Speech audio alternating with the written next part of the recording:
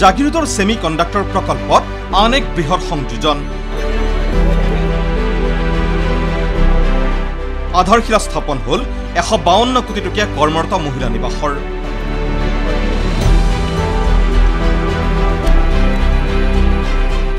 প্ৰায় 1000 কৰ্মৰত মহিলা থাকিব পাৰিব ৱৰ্কিং উইমেন হোষ্টেলত। মন্ত্ৰী পীযুষ হাজৰিকা, মন্ত্ৰী জয়ন্ত মল্ল বৰুৱা, মন্ত্ৰী কৌশিক ৰায়ৰ উপস্থিতিত ৱৰ্কিং উইমেন হোষ্টেলৰ সুবিশাল আৰু আটকধুনীয়া অট্টালিকাৰ আধাৰশিলা স্থাপন কৰিলে ৰাজ্যৰ মুখ্যমন্ত্ৰী ডক্টৰ হিমন্ত বিশ্ব শৰ্মাই।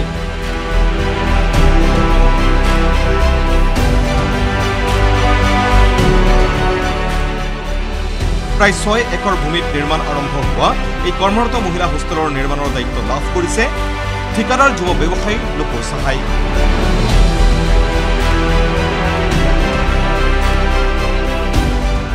জাগিৰোড সেমি কণ্ডাক্টৰ প্ৰকল্পত কাম কৰিবলগীয়া ৰাজ্যৰ ভিন্ন প্ৰান্তৰ প্ৰায় 1000 গৰাকী মহিলা কৰ্মচাৰীক পৰ্যাপ্ত সা সুবিধা আৰু নিৰাপত্তাৰ মাজেৰে ৰখাৰ স্বাৰ্থতেই এই প্ৰকল্পটো নিৰ্মাণ কৰিছে ৰাজ্য চৰকাৰে। জাগিৰোডৰ বিকাশৰ ক্ষেত্ৰত ই এক অন্য স্তম্ভ হিচাপে আখ্যা দিছে মুখ্যমন্ত্ৰী ডক্টৰ হিমন্ত বিশ্ব শৰ্মাই। 1000 আসনযুক্ত এটা সুন্দৰ ৱৰ্কিং উমেন হস্পিটেল বনাম, যাতে অসমৰ দূৰ দূৰণিৰ পৰা অহা ছোৱালীবিলাকো নিৰাপদে থাকিব পাৰে। লাহে লাহে আমি হোষ্টেলৰ সংখ্যা বঢ়াই যাম। আজি 118 কোটি টকাৰে ৱৰ্কিং উমেন হোষ্টেলৰ আমি আধাৰশিলা কৰিম। প্ৰকল্পটোক লৈ যথেষ্ট আশাবাদী স্থানীয় বিধায়ক তথা মন্ত্ৰী পীযুষ হাজৰিকাও। আজি পুনৰ এটা জাগিৰোডৰ কাৰণে বিশেষ দিন। এই স্থানতে মুখ্যমন্ত্ৰী ডাঙৰীয়াই এটা উইমেন হোষ্টেল, ৱৰ্কিং উইমেন হোষ্টেলৰ আধাৰশিলা কৰিব। যি স্থানত আছো সকলোৱে জানে, সেমি কণ্ডাক্টৰৰ এই স্থান, ইয়াতে পূৰ্ণ গতিত কাম চলি আছে। জাগিৰোডৰ নহয়, অসমৰে পৰিৱেশ হয়তো এই সেমি কণ্ডাক্টৰ ইণ্ডাষ্ট্ৰীয়ে বদলাই দিছে, বদলাই দিব। উৎসাহী স্থানীয় জাগিৰোডবাসী।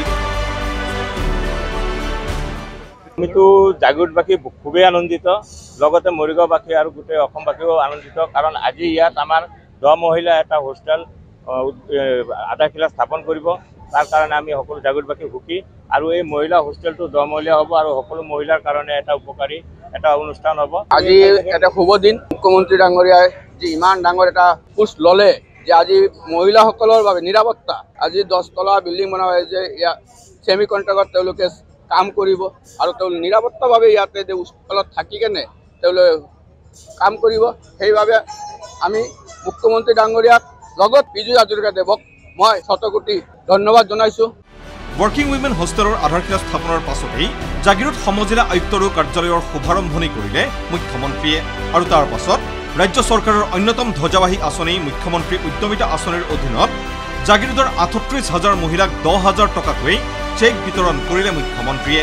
চেক বিতৰণ অনুষ্ঠানত মুখ্যমন্ত্ৰীয়ে উপস্থিত মহিলাসকলক বুজাই দিলে কিদৰে এই আঁচনিৰ পৰা উপকৃত হ'ব পাৰিব মহিলাসকল।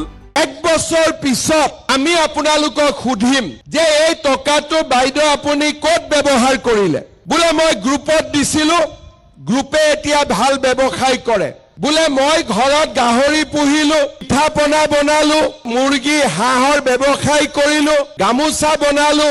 বোলে মই একো কৰা নাই, কিন্তু মোৰ স্বামীৰ বজাৰত এখন পাণ তামোলৰ দোকান আছিলে, তাতে 10,000 টকাটো মই দিলো আৰু মোৰ স্বামীৰ ব্যৱসায় এতিয়া ভাল হৈছে। এই তিনিটাৰ যিটোৱে কৰিব চৰকাৰে তেতিয়া আপোনালোকক আকৌ অহা বছৰ 25,000 টকা আপোনালোকক দিব।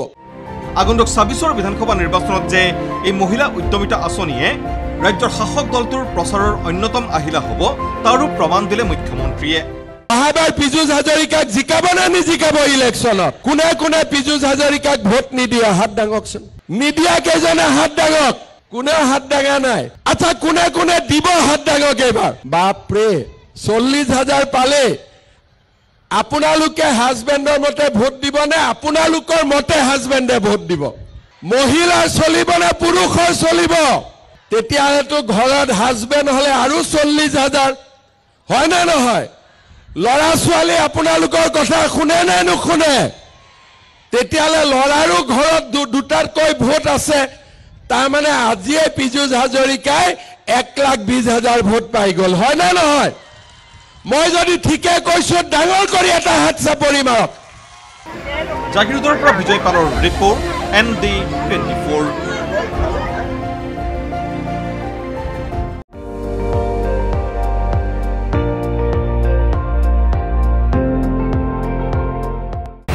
আপুনি চাই আছে ND24, সৰ্বশ্ৰেষ্ঠ নহয় সৰ্বোত্তমৰ দৌৰ।